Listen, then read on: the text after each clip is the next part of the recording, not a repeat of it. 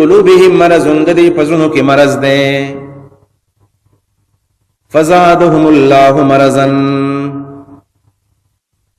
فزادهم الله مرضا نو زیات کړی دا الله تعالی بیماری د دوی فزادهم الله فزادا نو زیات کړی دا هم د دوی الله مرضا دا بیماری ولا الله زیات کړی دا یدا معنا وکا فزادهم الله مرضا خیری دی الله دی ولا دا بیماری نورم زیات کی یا جمله خبریه ده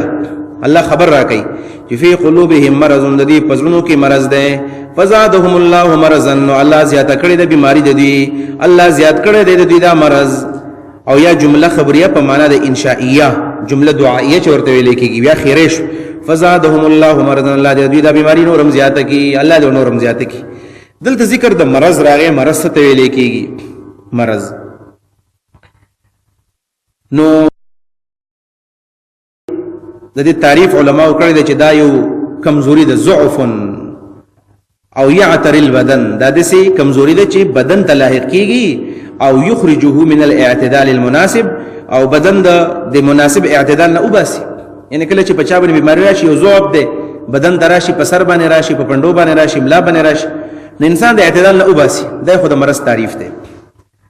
وزن تر مرض نه څه مراد ده و دې ځکه د مرض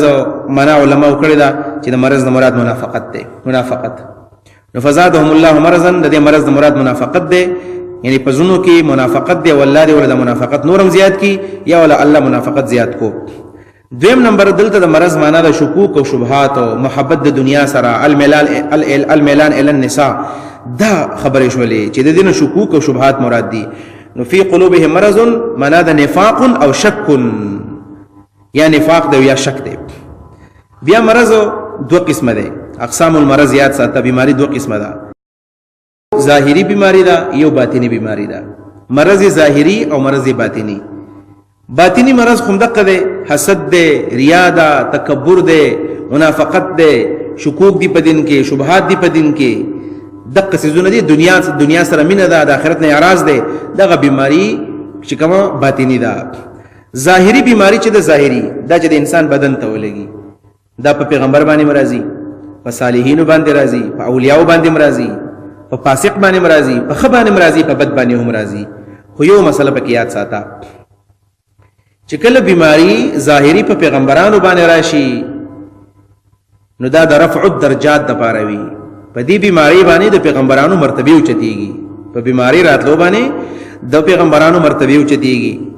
چې په نیکانو خلکو باندې په مسلمانانو باندې په عام مسلمانانو باندې کله بیماری راځي نو دا د مغفرت د پاره للمغفرت په دې بیماری باندې الله تعالی اصل کې دا سړی بخي دی وجنه بیماری ته بد نظر نه کول پکار څه قسم بیماری چې په انسان باندې راشي بدی کې صبر کوو د الله شکر وباسه لکه زبر داغي اوسو مثال ویما مشکات شریف کی حدیث ته په دې باب المرض کې باب عیادت المریض وثواب المرض دا باب د مشکات کې چې رسول الله صلی الله علیه وسلم له خزر علی و یا رسول الله صلی الله علیه وسلم په ما باندې مرګی دي انی اسرع په ما باندې مرګی راځي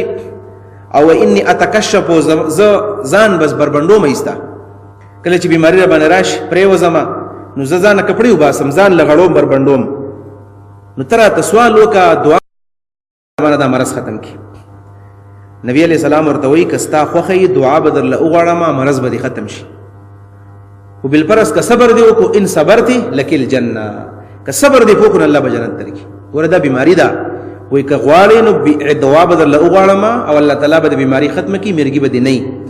خو زوی مچ دا مرګي د بانی په دې صبر کو نو طالب الله په دې باندې اجر درکی اخو ډیرو خيار خزوا و یا رسول الله سلام صبر کوما بیماری در بانی دعا مکوا خودم ردا چې سوال دا وکا چې زبر باندې کم سره کنه نو نبی علیہ السلام را دعا وکړه چې الله تعالی په دې خزه چې کله بیماری راځي نو ته مبر بندوا هغه سوال بیا قبول شو دا زنانه په دې باندې علی خوشاله شوله بل دا حدیث کې راځي چې مَن یرید الله به خیرا یصب منه مَن یرید الله به خیرا یصب منه چې کله الله چاته د خیر رسول اراده وکړي نو هغه په بیماری کې مبتلا کی بیماری کې ادي بیماری په وجبانه دغه ګناهونه معاف کیږي ګناهونه په دې باندې معاف کیږي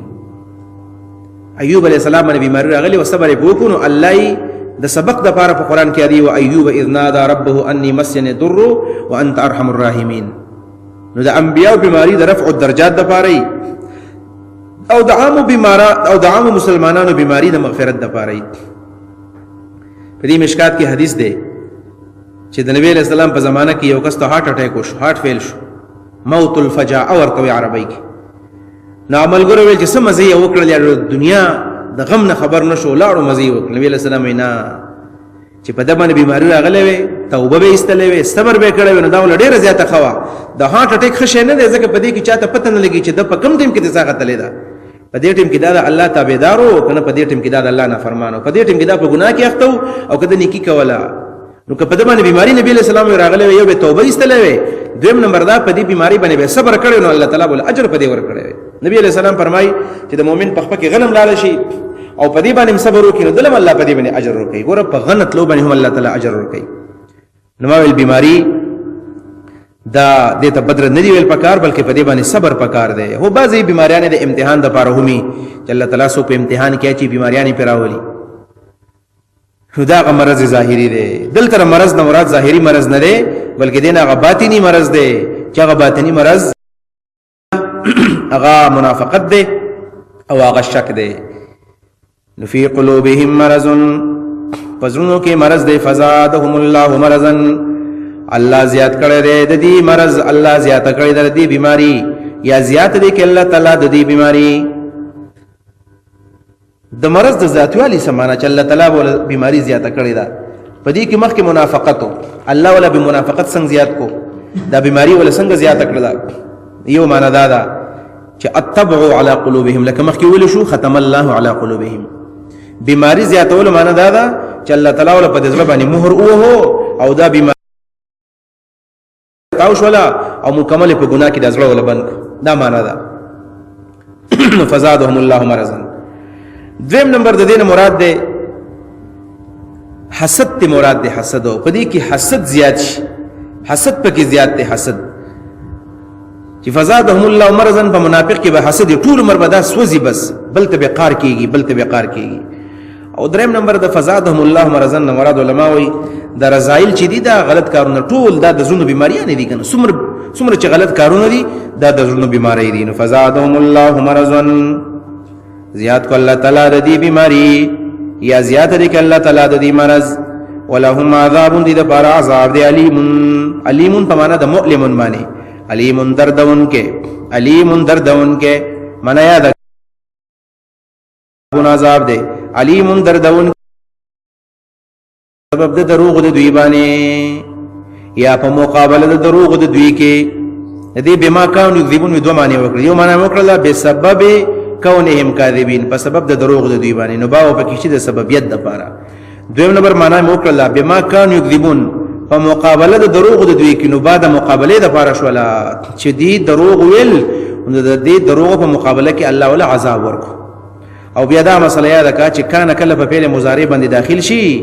دې ته موږ ماضی استمراری وایو. ماضی استمراری چې په ماضی کې یو کار همیشه کیږي، مسلسل کیږي. بیا دا معنا شو بما کانوا یکذبون، په سبب د همیشه دروغ د دوی باندې، همیشه به دروغ وي، ټول عمر دروغ. دې ځکه علماء یې نقطه لیکلې ده چې سړی دروغ وي یو ځل، په دې یو ځل دروغ باندې الله د بیماری نه زیاتې. بس که سبا یو نیک عمل وکړو الله تعالی ګناه معاف کړي. خو چې سړی مسلسل دروغ وي، لکه دې ماضی استمراری نه معلومیږي، نبی الله تعالی ول یو د دنیا سزا ورکي چې فضل کې ول الله تعالی مرض زیات کی، ول د آخرت عذاب ورکي چې هغه عذاب علیم دی او عذاب مؤلم دی او عذاب درد والا دی، دردون کې دی.